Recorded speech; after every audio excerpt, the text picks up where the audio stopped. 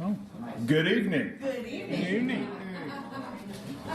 Welcome to the kickoff night for the Arkansas Travelers Roundup. I believe it's either the 20th or the 22nd annual, just depending on how you count it. We had a couple of years off because of the pandemic. But let's open it up with the Serenity Prayer. God, grant me the serenity to accept the things I cannot change, the courage to change the things that I can, and the wisdom to know the difference. Okay, so Alcoholics Anonymous is a fellowship of men and women who share their experience, strength, and hope with each other so that they may solve their common problems and help others recover from alcoholism. The only requirement is a desire to stop drinking.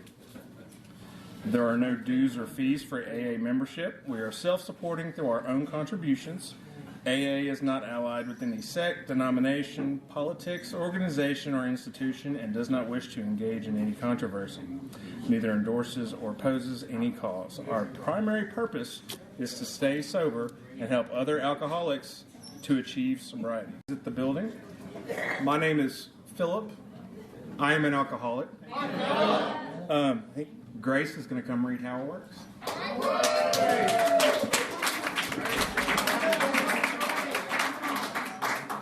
What's the puppy's name? His name is Bubba. Hey, Bubba. He's not an alcoholic. Hey, Bubba. I'm Grace. Yes. I'm Grace and I am an alcoholic. This is how it works. Rarely have we seen a person fail who has thoroughly followed our path. Those who do not recover are people who cannot or will not completely give themselves to this simple program. Usually men and women who are constitutionally incapable of being honest with themselves. There are such unfortunates. They are not at fault. They seem to have been born that way. They are naturally incapable of grasping and developing a manner of living, which demands rigorous honesty. Their chances are less than average. There are those, too, who suffer from grave emotional and mental disorders, but many of them do recover if they have the capacity to be honest. Our stories disclose in a general way what we used to be like, what happened, and what we are like now. If you have decided you want what we have and are willing to go to any length to get it, then you are ready to take certain steps. At some of these we balked. We thought we could find an easier, softer way, but we could not. With all the earnestness at our command, we beg of you to be fearless and thorough from the very start. Some of us have tried to hold on to our old ideas, and the result was nil until we let go absolutely. Remember that we deal with alcohol, cunning, baffling, powerful. Without help, it is too much for us. But there is one who has all power. That one is God. May you find him now. Half measures availed us nothing. We stood at the turning point. We asked his protection and care with complete abandon. Here are the steps we took, which are suggested as a program of recovery. We admitted we were powerless over alcohol, that our lives had become unmanageable. 2, came to believe that a power greater than ourselves could restore us to sanity. 3, made a decision to turn our will and our lives over to the care of God as we understood him. 4, made a searching and fearless moral inventory of ourselves. 5, admitted to God, to ourselves, and to another human being the exact nature of our wrongs. 6, were entirely ready to have God remove all these defects of character. 7, humbly asked him to remove our shortcomings. 8, made a list of all persons we had harmed and became willing to make amends to them all. 9, made direct amends to such people wherever possible, except when to do so would injure them or others. 10, continued to take personal inventory, and when we were wrong, promptly admitted it. 11, sought through prayer and meditation to improve our conscious contact with God as we understood him, praying only for knowledge of his will for us and the power to carry that out. And 12, having had a spiritual awakening as the result of these steps, we tried to carry this message to alcoholics and to practice these principles in all our affairs. Many of us exclaimed, "What an order, I can't go through with it." Do not be discouraged. No one among us has been able to maintain anything like perfect adherence to these principles. We are not saints. The point is, we are willing to grow along spiritual lines. The principles we have set down are guides to progress. We claim spiritual progress rather than spiritual perfection. Our description of the alcoholic, the chapter to the agnostic, and our personal adventures before and after made clear 3 pertinent ideas. A, that we were alcoholic and could not manage our own lives. B, that probably no human power could have relieved our alcoholism. And C, that God could whatever we were sought.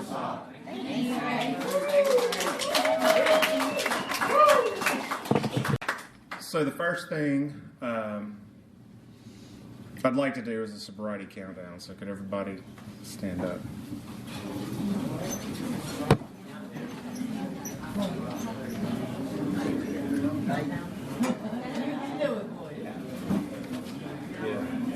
So now, if you have 1 year or less, go ahead and sit down.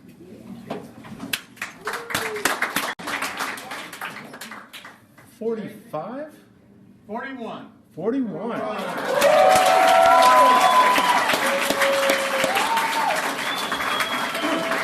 I just want to say that you entered these rooms when I was a toddler, so. But you needed the program then. I would like to ask James if he would like to come light the candle for us. Kick the shindig completely off. Thank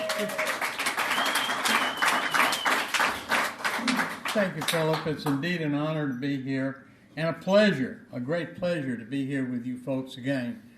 For, since the year 2000, I've been coming up every year, and I love everybody in this room. And you've been an important part of my sobriety, and it's indeed an honor to light this candle. And I'm only doing that by God's grace. You know.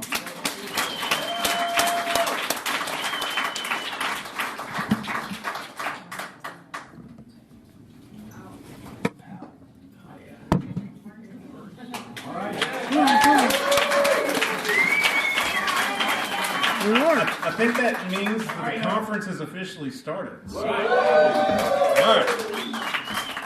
I don't want to take up too much time tonight. So I'm going to hand this over to Chuck. He's going to introduce our speaker for this.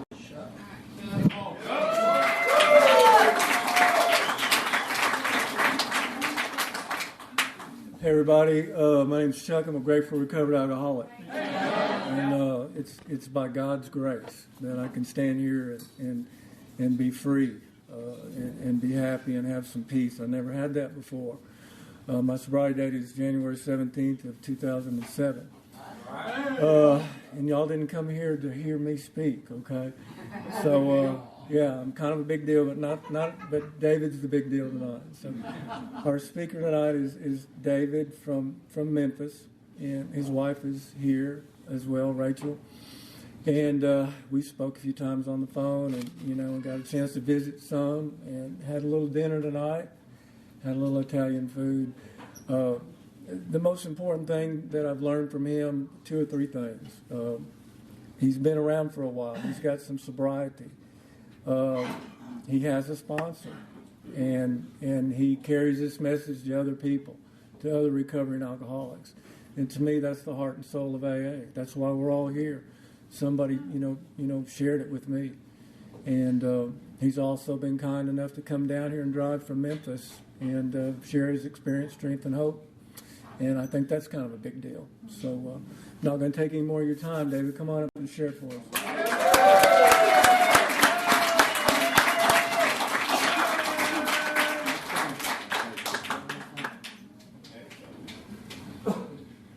Hello, David Alcoholic. Well, thank you. Gosh, we love El Dorado already. Never been here before.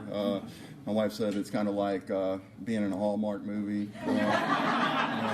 and we love it. I love this clubhouse. I just love the feel of it. I got around and got to speak to a bunch of you guys, and you guys are just warm and welcoming, and it's just like Chuck said, the heart and soul of this thing.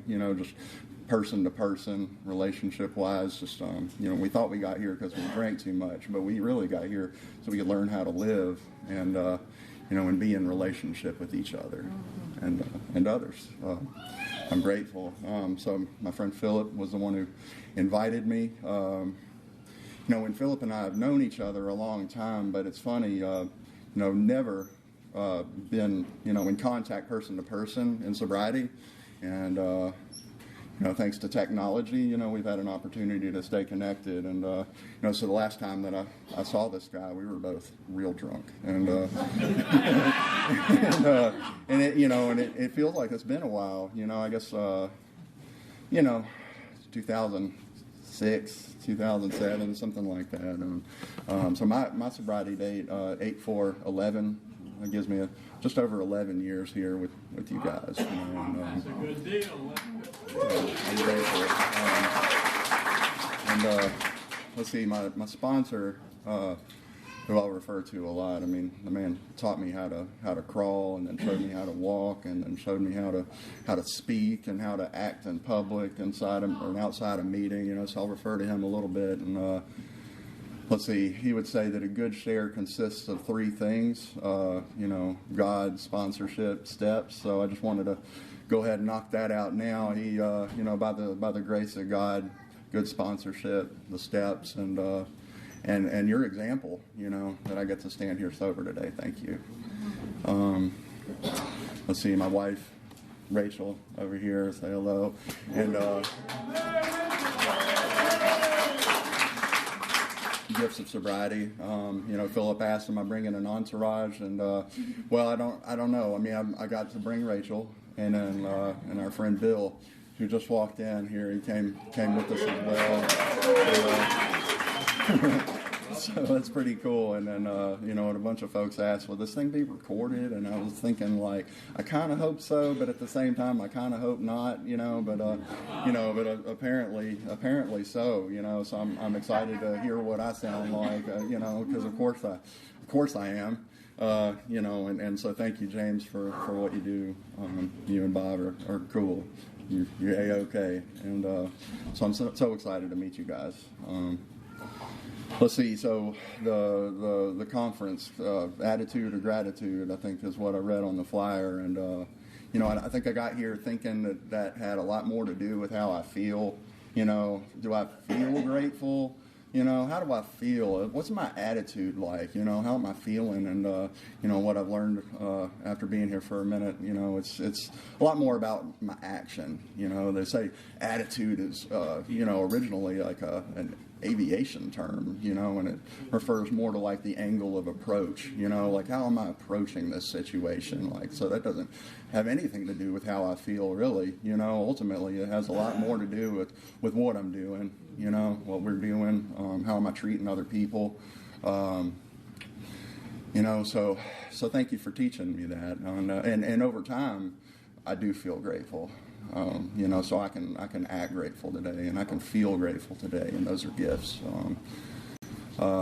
Let's see. I wanted to kind of focus on action a little with, what I'm speaking on tonight. I didn't want to spend just a ton of time in drunk-a-log or anything like that, and I just really kind of wanted to focus a little bit on my experience in amends. Of course, like come along with that, it's going to involve a little bit of the stories leading up to the need for amends. So that'll probably do the job of a drunk-a-log just fine. So I read this in Daily Reflections recently. It refers back to a passage out of As Bill Sees It. It says, "A riddle that works. It may be possible to find explanations of spiritual experiences such as ours, but I have often tried to explain my own and have succeeded only in giving the story of it. I know the feeling it gave me and the results it's brought, but I realize I may never fully understand its deeper why and how." And that speaks to me, because gosh, my amends stories, they're cool and all, but I mean, the fact that relationships can actually be healed after the devastation and and the way that I treat people and the collateral damage and and my daughter and and the people in my past who I just just railroaded, what I mean, and the fact that relationships can be healed at all, I mean, by a conversation or by a demonstration, I mean, that's a power of God right there. That's not, I can't explain it, but I sure am grateful for it because it's given me a life. Gosh, let's see. Let me just dive in. I made a brief little list, and I hope you guys don't mind me looking down at my phone a little bit, but just to kind of keep me on course a little bit, because I've made some really good amends over the years, and and my sponsor really emphasized the need to go ahead and do those things. I made a resentment list, 160 items on it or something like that, and I'll never, probably get to make amends to them all, but gosh, I've made a bunch, and so I just thought I'd try to kind of pick a few highlights. Next time I talk, maybe I'll pick completely different highlights, but boy, these things mean a whole lot to me. Let's see. about the time, let's see, my daughter was born in 2003. She's 19 now. I had every good intention of being a good dad. I thought maybe that having a daughter was going to be the thing that might straighten me out. I started my drinking career and everything, kind of thinking I'm trying to, lash out a little, claim my independence. I'll show them, I can do what I want and everything like that. And so was that a power of choice?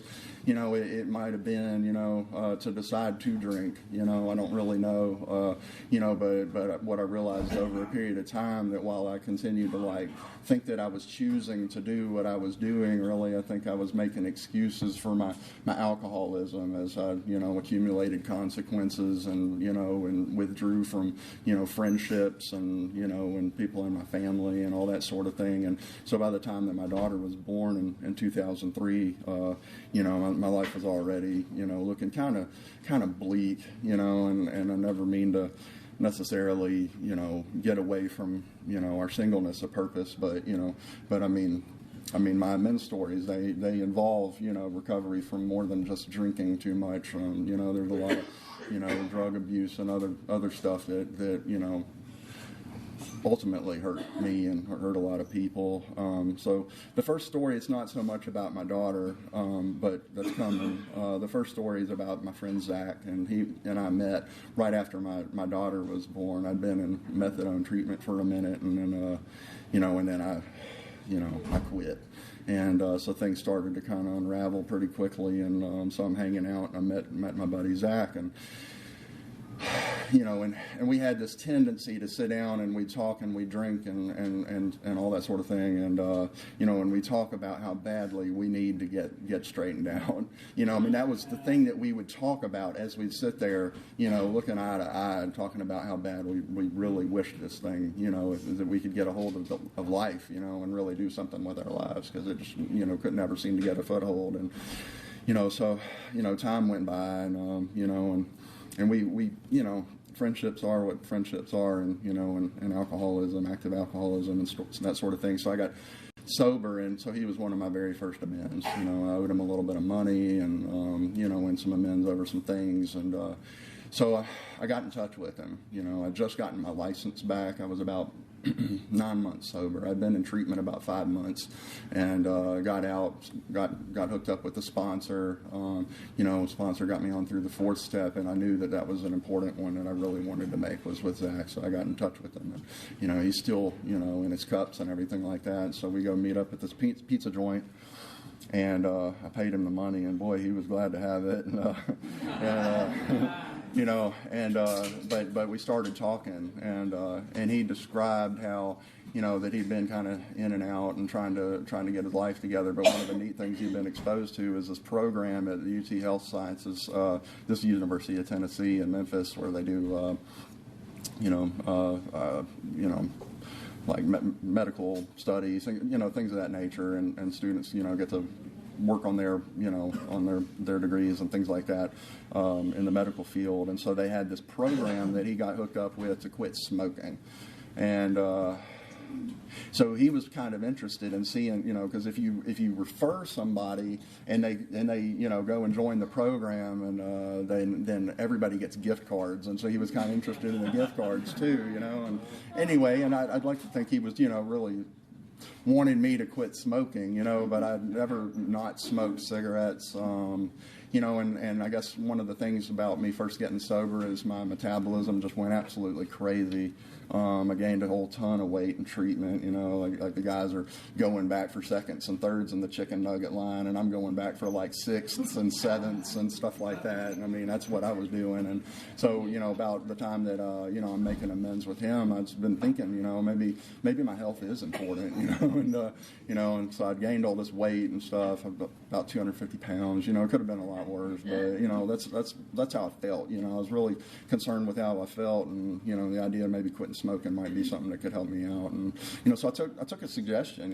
He got some gift cards, I got some gift cards, got an iPod Touch with a bunch of little apps to help you with the smoker cessation, and some patches to wear to help you out with the nicotine cravings and stuff like that. And and I quit smoking. And I don't know what that's a neat story to me because I knew that I was getting sober, with a program. I'd never been able to get a foothold in anything in my life, but all of a sudden I'd been able to keep dry for something like 9 months or something like that. So, they set me up with a little quit date and all that sort of thing. So, like, right before my first AA birthday, I quit smoking. So my quit date is July 26th, right before 8/4, right before August 4th, so I get to those two things coincide for me, and I keep a good memory of that. But the fact that happened the way that it did was a direct result, of having it gone and made that face-to-face amends with a dude who was still using, and I'm grateful. So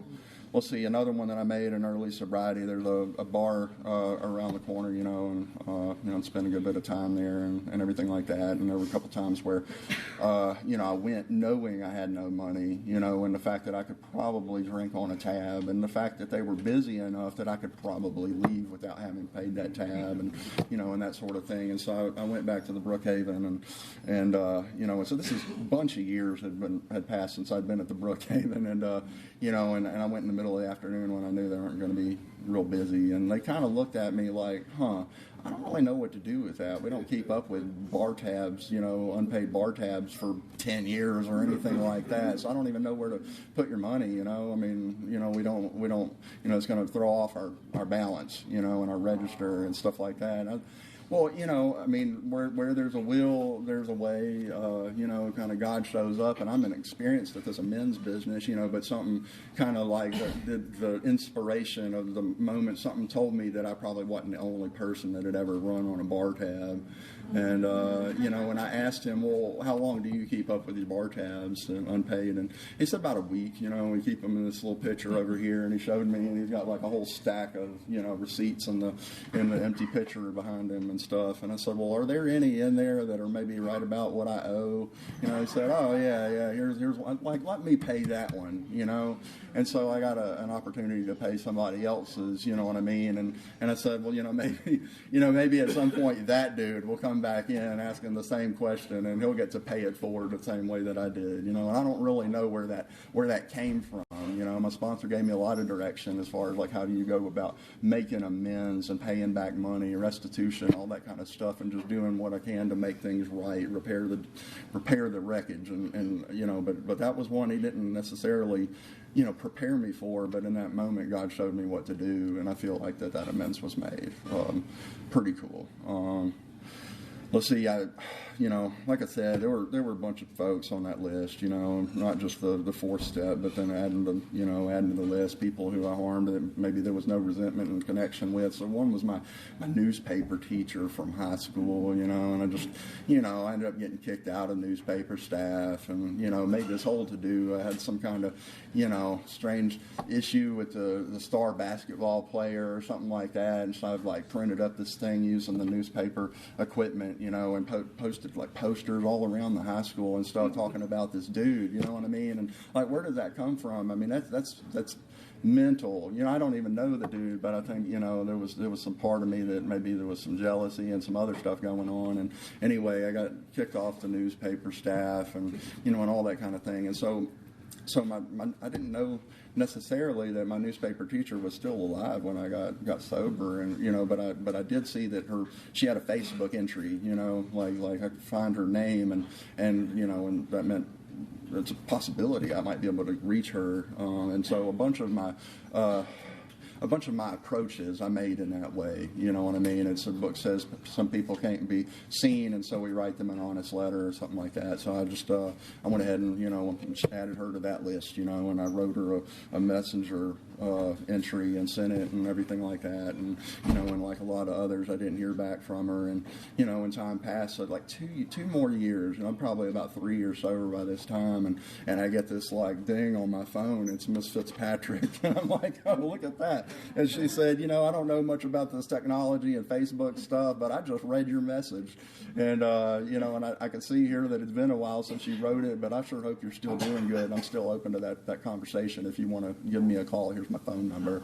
you know. So I mean, 2 years later, you know, on God's timing, she called back and we got to talk about that, you know. And so like the one thing that she remembered specifically wasn't the deal about me and the star basketball player. It was about me going to sleep on one of the copy editing tables or something like that, and how she just said I must have been high as a kite and everything. And I was like, you know, that was one of the few times I actually wasn't high, you know. But you know, so that's how that went, you know. And again, you know, I got to make that amends, and I stay in touch with her a little bit still, you know.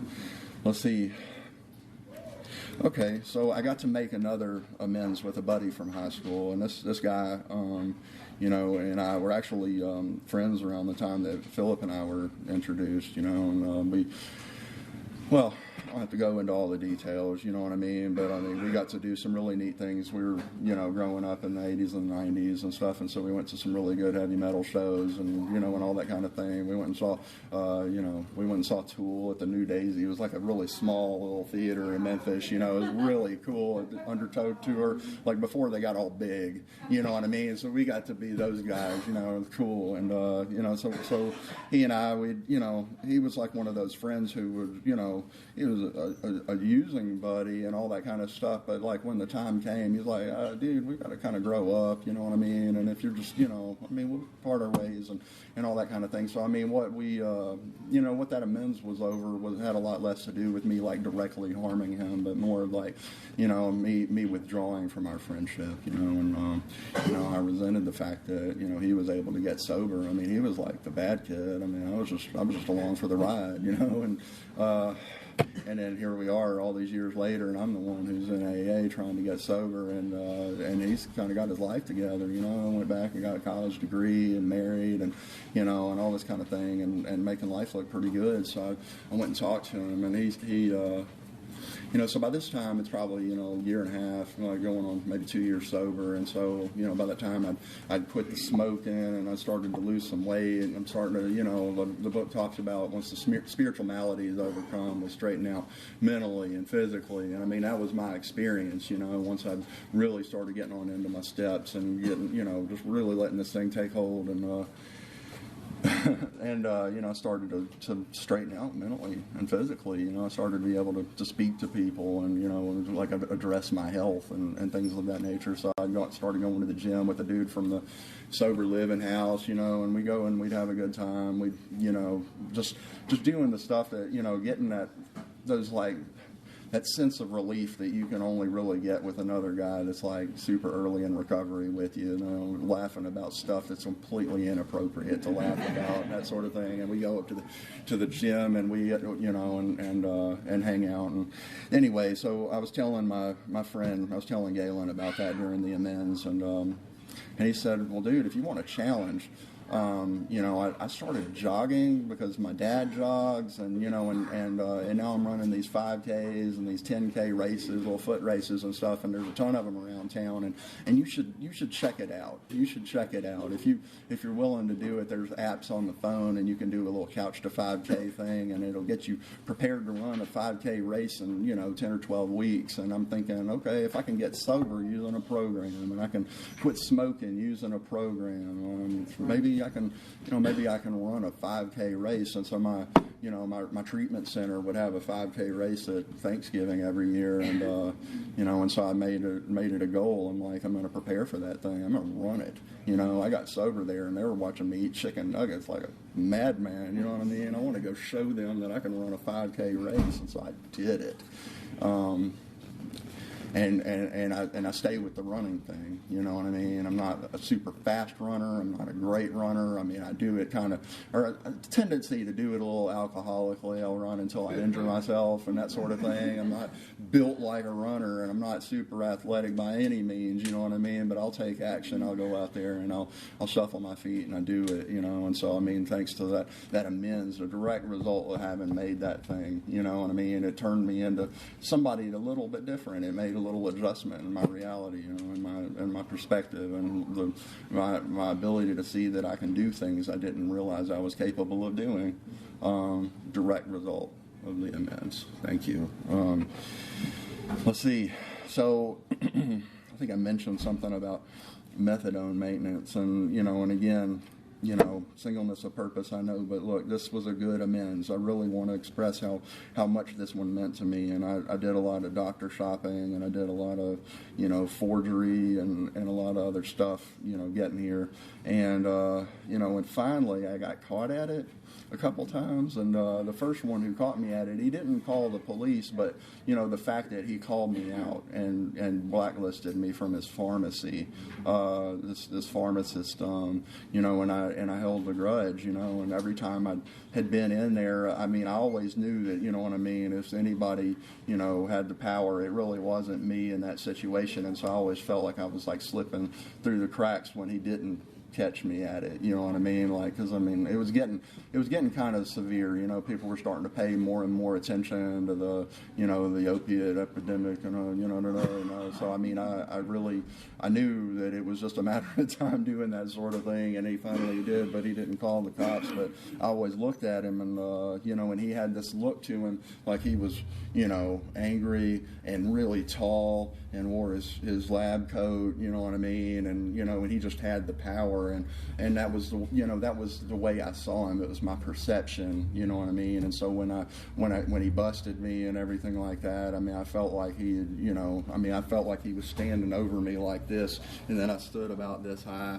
That was my experience with that, and man, it didn't slow me down, but he showed up on the list, and so I go to the Freds, and I saw him there. He was always there, and and this was years later, probably 5 years since I'd been in that Freds, but he was still there, and I went over to him, and and he was kind of doing his thing with his bottles and paperwork and all that kind of stuff, standing there in the same lab coat, looking exactly the way I remember him, maybe just a little bit older, and so I walked over there and waited for him to kind of like look up, and he glanced up. He said, "Hey, can I help you?" And I told him, "Look, what had happened 5 years or so prior, and I told him that I was working a program of recovery, and part of what I needed to do was make amends, and that that I didn't want to be the kind of guy that was trying to lie and manipulate, steal, cheat. I didn't want to be the strung out drug user and alcoholic that I was. I didn't know exactly what I was trying to be, but I knew that I didn't want to be that, and how much regret I had for putting him in the position that I must have put him in. To have to blacklist me from his pharmacy over what I had done, and so I said all that. He didn't even look up, and then finally I stopped talking, and I waited for a second, and he finished what he was doing, and he looked up at me, and he said, "I've worked here for a really long time. It's almost time for me to retire, and I've never one time had somebody come back and try to make amends the way you just did. Not one time. This is the first time, and man, I respect the hell out of what you're doing right now." He said, whatever it takes, you were forgiven. Go do what you're doing and show other people, some of that effect, But all of a sudden he shrank, Like what the way the person who I saw all of a sudden, like maybe I grew. I don't know. Either I grew or he shrank, and all of a sudden we were man to man, looking eye to eye, just like the fifth step promises talk about, looking the world in the eye, and when I changed. So I made this other amends with another pharmacist. I got busted this time at the Walgreens, and so I went back to the Walgreens, and and I knew chances are at a Walgreens pharmacy you're not going to run into the same pharmacist or the same technicians or any of that kind of stuff. But I'm going to make my, go say what I need to say and try to do this thing right, the best of my understanding and everything like that. And so the pharmacist on duty didn't speak clear English at all. Like his English, really was like kind of negligible, you know what I mean? But he came out and he sat down with me, and as I explained what I was trying to do, he just kind of nodded, and and he finally just said, good, keep it up, thank you, and then got up and went back, and again, I changed. I can't explain, the results, but it's not me. I'm not in the results business. I'm just in the action business, showing up and doing the things that I'm supposed to do, as directed. And so that was that was another good amends, man. Check. And let's see.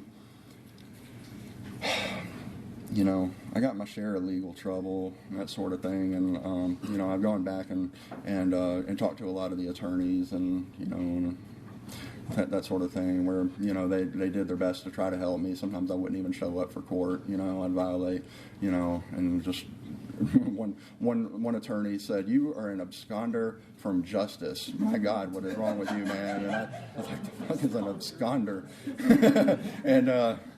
And anyway, I had to go home and look it up, anyway, I mean, at the time I was like 20 years old. I mean, this is early on, and so I started getting back in touch with attorneys and that sort of thing. And well, the attorney that worked with me on my very last case, and I think it was the purpose, I know, but this time I got caught with a meth lab in a hotel room. I mean, I was looking at federal jurisdiction, and it was just a real mess, you know what I mean? And this woman took my case pro bono, probably because she had to, it's like apparently that kind of, there's like a, that periodically they have to do that sort of thing. And so I got lucky, lucky, my wife, she says, "It's not odd, it's God." And anyway, so it wasn't odd, it was God. And so this lady, Tiffany Taylor, took my case, and she actually got me a really good plea bargain and got me a deal which ended up ended me in treatment, this last time around, where something got through to me and changed my life forever. And so, it's not that there was an amends necessarily, but I wanted to reach her again. When I was incarcerated during the time that she represented me, all that kind of stuff, and never talked to her again. So it had been some time, and I realized I really wanted to reach out. So this was something that happened just a few months ago, and I tried to find her on the internet. It was kind of hard, like kind of obscured in the Google list, but I could find her, and I found the firm where she had worked and everything. I'm like, this all starting to come back to me now, all those fuzzy memories and everything like that of dealing with these law firms and everything. And it turns out that a year after she represented me, she passed away. And so my heart kind of sank a little, because I just wanted to thank her, and so what ended up happening, again, just kind of the divine inspiration, something, told me, well, look, do you know where I might be able to make a contribution in her memory, and so the guy on the phone said, well, it's been like 10 years since she died, and, but let me look into that for you. Can you call me back in a couple days or something like that? And so I was like, absolutely, so I called back a week later, and the same guy answered the phone, and he said, I talked to Mr. Osmond, the firm, head of the firm, and all that kind of stuff, and he said that, she died of heart disease, and that we think that it would probably be a really well-placed donation if you contribute to the American Heart Association. And so I made that contribution, and I made it in her memory, and and the fact that I have a life today, and the ability to actually make a payment, what I mean, to do something in somebody else's memory. This doesn't serve self in any way other than just to it's an amends or whatever you want to call it. I wasn't trying to do that for me, really. I just wanted to do it because it made peace, and I feel like that was an amends well made. All right, gosh. All right, so, all right, what time do we end? You talked for 30 minutes. Talk for 30? You talked for 30 minutes, so you've got plenty of time. Okay, all right. So I'm aiming for 8 o'clock or so. I think he's asking for. I think I've already talked 30 minutes. Yeah. So well, you guys, if you guys can bear with me till 8. Yeah. Okay. All right. Well, I just, these are a few heavy duty amends, and I feel like the amends. All right. So now we're talking about people like my daughter and my daughter's mom and stuff like that. And so, around the time that I had gotten arrested, that last time around that I was talking about, and about a month prior to that, my daughter's mom had called me, and she said, I really try to, work with you, and I really want, you and my daughter's name is Penny, to have a relationship. I want that, and I know you want that, but right now I mean, you guys got no business spending time together. And we'd had that conversation before, you know, and I'd always, you know, played the little, you know, the like, oh, you don't understand card, you know, the little, you know, I'm going to gaslight, you know, this kind of thing. And you guys, I can understand what you think you see, you know, but I mean, it's a misunderstanding, and, you know, and I mean, and I'd somehow talk my way out of it. And you know, but this time, I mean, something in me was defeated, and I heard her say what she said, and I told her, I know. I didn't push back a bit. I knew that I was a danger to her and a danger to myself, and that things had gone way too far, and it had been that way for a long time. And you know, and then a month later, I got arrested, spent, you know, some time, and then ended up in treatment, went through all that whole deal, and, you know, got sober in treatment, and, you know, and started trying to call her, like, hey, guys, you want to maybe come up to the family group? And she'd just hang up right in my ear, you know. In the meantime, you know, there'd been little stuff in the news right after I'd gotten arrested and all this kind of stuff, and apparently, you know, Penny had faced some criticism, and, you know, and some bullies and stuff like that in school. Her friends had found out because of the news what I'd done and that sort of thing, and you know, made her change schools. And so, I mean, my daughter's mom had some serious resentment, some legitimate ill will toward me, and you know, and so, I mean, she really wasn't interested in hearing about it, and so you know, I got out of treatment and, you know, got sponsored, and my sponsor said, just wait, you know, just wait. Let's focus on some other amends. You know, let's do those, and we'll get to that amends. You just wait, we'll get there.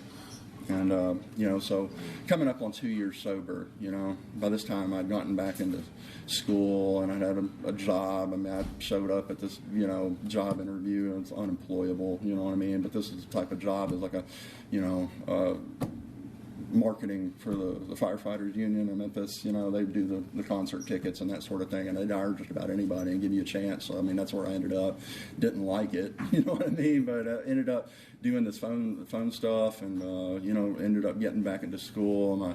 My job would, you know, work around my schedule when I went back to school, because I was one of the guys that actually was, you know, sticking around. There was a lot of revolving door kind of guys working in that place, and you know, the fact that I was reliable, you know, they gave me an opportunity to go back to school. I mean, things were starting to kind of look okay, you know, like life was looking good. I mean, again, feelings versus actions, you know, like if you'd asked me how I was doing, I'd been like, boy, this is too much. I'm just, you know, I'm frustrated, you know. But if you'd ask my sponsor how I was doing, he'd be like, man, he's doing good, you know, and he's making amends, he's working, he's going back to school, he's, you know, building relationships with people in AA, he's sponsoring guys, he's, you know, he's doing this right, you know, by the grace of God, I promise. You know, so a couple of years sober, and I got in touch with an attorney who, you know, helped me to write some amends letters to my daughter's mom, you know, and, you know, I'd write them, and then he'd edit them. He was sympathetic to the whole, you know, AA, and,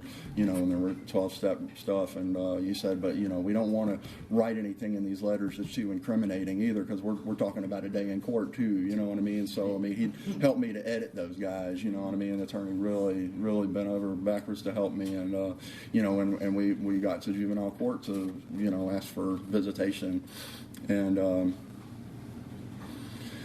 my daughter's mom not really interested in hearing it, you know what I mean? Again, I mean, she received the letters, you know, still not really interested, but you know, the judge at the juvenile court would make sort of an announcement at the very beginning of every session, is what I found out. And he said, you know, I know that you custodial parents don't like your non-custodial, you know, ex-partner, you know, I know that, you know, but we're here for the child and for the relationships, and if we see that, you know, the relationship could be healthy for the non-custodial parent to have with that child again, then we're gonna do that. And it's not because we're siding against the custodial parent, it's because we're siding with the child, you know. And so I mean, that was, you know, the way that he would start his court session every single time, and I felt nervous, you know. As you know, as I went through that process, I doubted myself a lot. I mean, I went right back to that place in my mind, you know, resent, refeel, you know, that sort of thing. I went right back to that place in my mind where I had that phone conversation with my ex, talking about, you know, we don't need to do this anymore. And I'd say, I know, like, defeated, you know. I mean, that's how kept experiencing that feeling over and over, but trying to trust God, because that's what my sponsor said to do, and then my attorney said it's time, and and God was saying it's time, and so they arranged for us to start meeting up, and so my parents were still alive at the time, and we met at the the kids' pizza joint, it's kind of like the Showbiz or the Chuck E. Cheese. It's called Stevie B's, and so we met up over there, and so the judge had arranged for, my parents are supposed to accompany me for the first few visits, and her mom was supposed to accompany her for the first few visits at the very least, and we'll go from there. And so we got there first, and I'm sitting in the seat, and we're sitting by the window. It's just kind of like a wide open kind of deal where you can just look out over the parking lot, and I'm thinking, and wondering, what's my daughter look like? I haven't had a single picture or seen her in over 3 years by this time, and and I'm just trying to kind of like imagine, is this even what we're supposed to really be doing? God may be mistaken, and the judge may be mistaken, and I don't know if this is really. Anyway, they so I'm sitting there with my parents, and and they're elderly, and I'm in my 30s, and and just nervous, and I don't know, I just don't know what to think. And so finally a car pulls up out there, and they're 3 minutes late or something like that, but I could see through the over the over the parking lot and look into the window in the front, the front seat, and I could see my ex, and that was her, and so that meant that in just a second my daughter's probably going to step out of the back seat or something like that, and she did. And I looked over across that parking lot, and like the whole world, I was talking about perspective, and and the way I perceive these experiences, and all of a sudden everything just slowed down to a crawl, like out of a movie or something like that. In my mind, it just, I just saw them walk across the parking lot together toward the door, and it felt like, I don't know, it felt like a movie, and I just like a wave of gratitude and excitement and sadness and remorse and just all the other things all at the very same time, and when she came in and sat down across from me, and when her mom's sitting there next to me, kind of next to her, looking across at me, kind of like with the a raised eyebrow, like, all right, what are we doing here, and all that kind of stuff. And I sat across from my daughter and just looked at her face, and it was awkward, and it was exactly the way it was supposed to be. And so over a period of time, we started to meet more frequently, and eventually we could do the unsupervised visitation. And during the time that I'd been sober, I went through sober living, and around the time that, I found out that we were going to start our visitation and stuff like that again, I talked to the house owner, and she, told her I'm probably going to be looking for an apartment pretty soon, and I hate to give up my place here at the house. You guys have been great and everything. She said, you know what? And so it was a fourplex type of deal, like an old architecture kind of fourplex kind of a home in Midtown Memphis, and the sober living was the duplex on the bottom. And so she had these apartments on the top that were occupied by people that weren't necessarily in recovery, just, and she said, the guy in number 3 is about to move out. Would you like to take his place? And I'll give you a really good rate on the apartment, because I know you're in school and all the other stuff that you're doing, and you're doing right, and and you can help to manage the house, and if you're willing. And you know what I mean? Like the way that things were starting to shape up in my life, and I just couldn't, so I had this 2-bedroom apartment. It had plenty of space. I'm right around the corner from the park, and you know what I mean? And had this cool little neighborhood that I could show her around, and and ended up being able to make these amends with her, direct amends with my 10-year-old daughter, who I hadn't seen since she was almost 7, and we'd go sit at like Starbucks and talk, and I'd talk to her about how this stuff, the things that you had to experience are not your fault. They're not your mother's fault. The responsibility for all that stuff lies with me. But let me try to explain, what that experience, and how disappointed I am that I have no power, to prioritize, the one thing in my life that I wanted to be priority in my life. And I mean, talking about some pretty heavy stuff for a 10-year-old to be, listening, but she'd listen, person, and she'd nod, and I'd say, look, anytime that you got questions, I know that you've got to have some. When you think of them, you just text me or you email me or you whatever. And so she would email me these letters and ask me questions about, why did you do these things to me and my mom, and what was it like in jail, and like, what is it, who are these people that live in the house with you, and I mean, it was exactly what it was supposed to be, and she ended up forming these relationships with other guys that, like friendships through me, you know what I mean? When she'd come over and hang out, and she met all the guys in the sober living and that sort of thing, and she'd be like, "Oh, where's so and so? Did he go back out?" So she was learning the language, you know what I mean? Learning the language of recovery, and when she has I think she has a really deep appreciation and amount of respect for what we do in AA today. I mean, she knows how important this sort of thing is to me, and in the changes that it's made in my life. She says, I see a lot of my friends now and all these things. She's 19 now, and she talks about, I know a lot of my mom's friends and everybody has had these, issues with alcohol, and and they try and get sober, but you and your friends in AA, y'all get better fast. You get better fast. And I'm just like, where did that come from?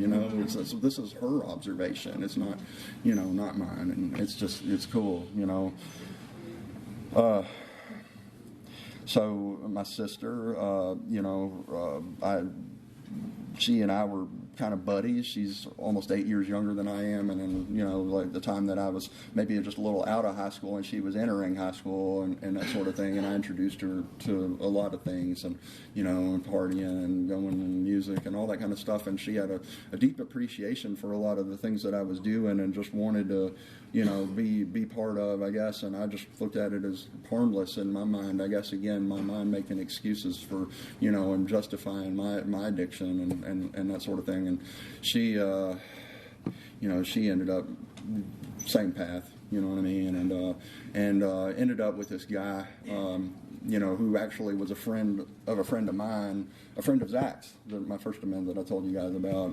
Anyway, we ended up over at this guy's apartment this one night, and my sister falls like instantly in love with him and won't leave, and I'm just like, oh man, like what have I done, And anyway, I got no control over it, and we got places to be, so we left. And anyway, in that relationship, the two of them over a period of years, and just abusive, and and I resented him, and when they had a couple of kids together, and it was just it was a train wreck, in a lot of ways. And I mean, obviously there's grace in these situations, but I and I have her permission to talk about this stuff. She's sober today. I'll talk a little bit about that in a second.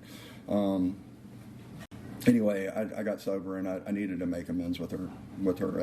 Well, it's her ex now. He passed away. But at the time they were still together, and they had just had their second, and you know what I mean, and so I go over there to make the amends. I knew, what I mean. I knew intellectually what I was there to make the amends about, and I started talking, and so they're sitting on the couch across from me, and I never even sat down. And the book talks about making the amends with the man that you hate, and how beneficial that can be, and so I mean, this was that guy for me, this was that guy for me, and I just I cringe to think, of having to go and like make amends with, and so I went and I said the things that I went there to say. I talked about my responsibility for the things that my sister had gone through, and how I know that she doesn't blame me, she doesn't blame him, but that I had resented him for a long time, and I'd held a lot of things against him that weren't fair, and that I was sorry, and then I want to try to make this right in any way that I can, and all that sort of thing, and which wasn't, he knew. I mean, we had issues. I mean, we had real issues over the years and stuff like that. I mean, I hadn't been in a ton of like fist fights, but one was with him.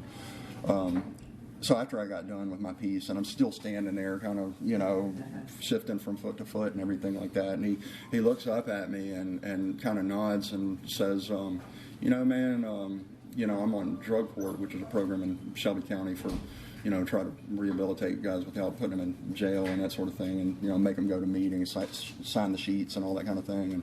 And he says, I just keep violating this drug court, and they keep telling me that I need to be doing AA, and when I've got a sponsor, and he keeps talking about amends, and I have no idea what that's supposed to look like, but you just kind of made that look real for me, and I really appreciate what you just did and what you just said, and I love you, bro, and all this kind of stuff. And he stood up. And I just cringed even tighter because I knew what he was about to do, and and he did, and so I kind of started to hug him back a little bit, and this is the man that I hate, and so like all these years, he's like speed freak and kind of animated kind of dude, and he's kind of all over the place and talks really fast, and I'd always just kind of seen a like kind of a cartoon character when I So he hugged me, and then as he started to let go, and I started to see him again. Again, it's this perception, the way that I see things. All of a sudden, there was just this immediate shift, and I didn't see the cartoon character, speed freak dude that I, resented and and I blamed, and that he was just another, he was another alcoholic. And I couldn't hold a thing against him anymore. I mean, I owned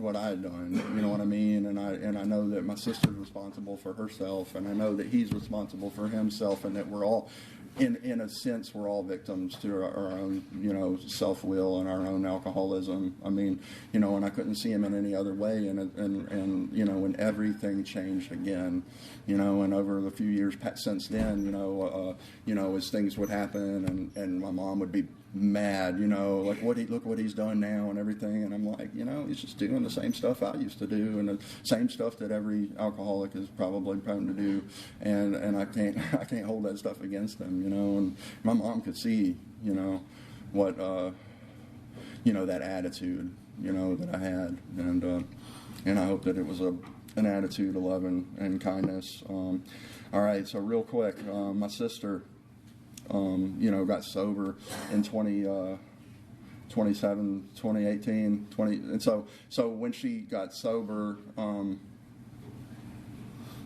she went through some treatment, and then when she got out, she needed a friend, and I got to be a real friend to her this time, and found her sober living. I'm all familiar with the recovery community in Memphis by this time, and and I got to be a real friend to her, and she really leaned into our relationship, and she found good work, and she'd had a new baby, and she's got the two older sons, not nephews of mine, and I got to start to be friends with them again and have relationships with them again, and all that sort of thing, and the amends that I'd had with her a few years later, I got to really start to live that amends with her, and so part of what we would do is on every Monday, there was a group, an AA group in Memphis where there's a lot of good sober women that go. I mean, most of the meetings that I've been to have been dominated mostly by guys, and that's fine and well and good. But I mean, to have a good meeting over here where there's just a ton of good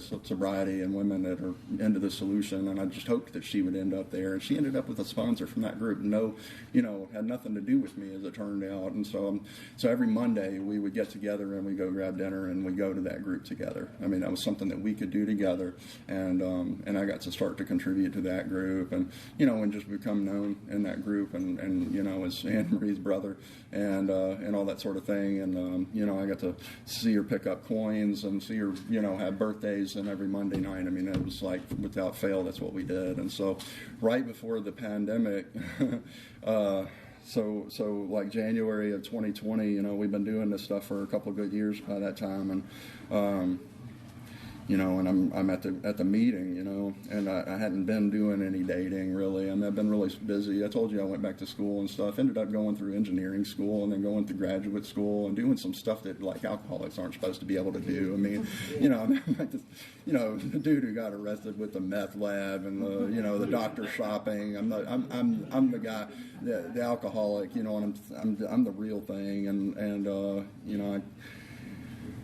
I've gotten to do a lot of really neat things, and so I'm just winding down in school. It's my very last semester, and I'm starting that last semester, and I had no idea the pandemic was about to happen. It was about 2 months before the pandemic started to happen, and so we're sitting in the meeting, and after the meeting, I'm just kind of like, fraternizing a little, just being friendly, and so the lady across the aisle, and I started to talk, and we talked about how, Christmas was good, and we talked about, oh, I have a daughter. Oh, my daughter just gave me a Keurig for Christmas. I would have never done that if I were 16, and my daughter's, and so, and then Rachel was talking about her daughter and what they did for Christmas and that sort of thing, and all of a sudden this friendship was established, and we realized we had all this cool commonality, and we went and sat down for coffee a couple days later, and and started to talk. I said, well, let's meet at this coffee shop. She said, okay, and we sat down at the coffee shop. I was like, what kind of coffee do you like? And she said, I don't really drink coffee. I'm like, are you in AA? But she had a bunch of years sober, and I had a few years sober, and I mean, we had this good commonality, and so we started to talk, and the pandemic happened. We did all our dating, like we pick up food and take it home and cook, and that sort of thing, and and so we got engaged in July, and then I almost forgot. And I'm just so full of gratitude, and then the following January we got married. We had a pandemic wedding. About 30 people got to come for our wedding, and it was just exactly the way it was supposed to be. Neither of us were looking for a relationship. It had been a long time since either of us had had one, and we just and again, God's timing. My sponsor said, I'm supposed to be dating women in AA, and he's like, you've done what you're supposed to do. You go do what you're supposed to do, and it's okay. And we get to have this marriage, and there's nothing controversial about our marriage. You know what I mean? For people with very controversial pasts, a lot of adverse stuff, has happened to us, but we make amends. We sponsor people. We have this marriage, and she inspires me to be a better AA. She shows me her program and the things that she does and how she sponsors women. I show her how I sponsor men, and we learn from each other. We have this super close relationship, but separate, but together, and so it just turns out this good, recovery program is a wonderful basis for marriage. It's a wonderful basis for life. I just have nothing to say, but I'm absolutely head over heels for the program that saved me, and I'm just so grateful. Thank you.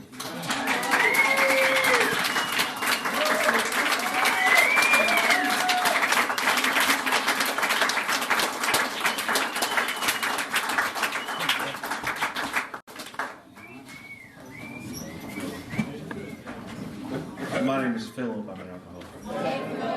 Yeah, you are. So, yeah, David and I met in high school a very long time ago. And the time he mentioned earlier, I have no recollection of it. I had no idea. Like, I was so surprised when he showed up in the program, and, or I caught wind, and we started, got back in touch after, through social media and all that stuff. So, yeah, I had no recollection of that, David. So, thank you for reminding me. Anyway, got a couple of announcements. We have 43 registrations so far. We had 62 in attendance tonight. Hopefully, more tomorrow, more Saturday. So the rest of the conference is going to be over at the 252 building, which is across the street from the First Baptist in downtown El Dorado. If you don't know what it is, I ask because it's pretty easy to find. All the speakers, it's within walking distance of your rooms, so enjoy the weather. Philip, Yes. I count with 73 people. 73? Okay, well, I go with James. I like James. James counted 73. Always count the crowd. Dogs included. So, 73 in attendance. Be sure to come out tomorrow night. We've got a great speaker. We also are doing, it's fish fry night tomorrow night before the speaker. We've got plenty of fish, so bring tell your friends to come as well. Saturday, we've got several speakers, several things going on throughout the day, but we're also supplying barbecue for dinner on Saturday evening before the speaker. be sure we've got T-shirts for sale. We've got raffle tickets, so feel free to partake. We're doing the raffle Saturday evening before the final speaker of the conference. What time tomorrow? What time tomorrow are we eating? What time does the flyer say that dinner is? 5:30. 5:30 is when the fish will be fried. Per this sheet of paper right here. Yeah, per that sheet of paper. So show up around 5:30. Eat plenty of fish because I'm sure we will have a lot. Speaker is at 7. So what are you raffling off, the speakers or T-shirts? Yeah. There might be some T-shirts into the raffle, but most of the raffle items I haven't seen yet. They're over at the other building. From what I understand, there's a lot of stuff. So. Lots of raffle items. We'll have them on display tomorrow so you can see. Brittany, would you like to give a brief description of what we Yeah, come on up, Brittany. Give us a description of the raffle items. Go, Brittany. Okay, so it's a truckload of raffle items, but we're also doing a 50-50 raffle, which will be drawn at the same time, or in the same time frame. Anyway, so let's wrap it up. Did I miss anything? Anything? Okay. All right. All right. Who brought us all together this evening? God. Who art in heaven, hallowed be thy name. Thy kingdom come, thy will be done, on earth as it is in heaven. Give us this day our daily bread, and forgive us our trespasses, as we forgive those who trespass against us. And lead us not into temptation, but deliver us from evil. For thine is the kingdom, and the power, and the glory, forever and ever. Amen. Thank you for coming out tonight.